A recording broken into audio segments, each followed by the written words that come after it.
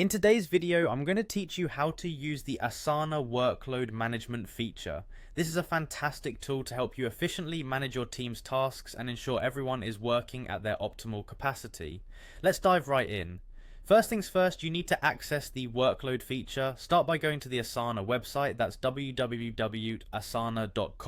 Once you're there, click on the login button to access your dashboard. If you don't have an account yet, don't worry, you'll see an option to either get started or try for free to set one up quickly. After logging in, you should find yourself on your Asana dashboard ready to manage your projects. Now look over to the left sidebar and you'll see an option labeled Portfolios. Click on that and you'll either want to select an existing portfolio or you can create a new one by adding the relevant projects you want to manage. After you've selected or created your portfolio, direct your attention to the top of the screen and click on the Workload tab. As soon as you open the Workload tab, you'll encounter a visual representation of your team members and their assigned tasks. This is your bird's eye view showing you how workload is distributed. By default, this workload is typically displayed in hours, tasks, or points, and this can be adjusted based on your individual settings. The timeline view is especially valuable because it allows you to see at a glance who on your team is operating over capacity and who might have room to take on more work. Next up, it's important to manage capacity limits properly.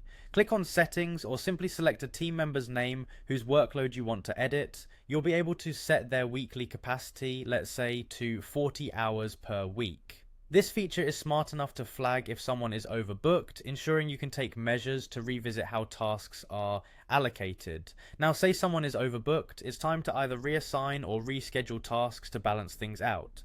Asana makes this easy with a simple drag and drop interface, allowing you to adjust the schedule with minimal fuss. You can reassign tasks to free up someone's schedule or distribute work more evenly across your team. Additionally, you have the ability to modify task durations directly in the workload view, helping to fine-tune any discrepancies right from this central hub. By following these steps, you can leverage Asana's workload management feature to keep your projects on track and your team working efficiently. It's a great way to get an overview of your team's capacity and make necessary adjustments quickly. Thanks for tuning in today. I hope you found this guide helpful and now you're all set to take control of workload management in Asana.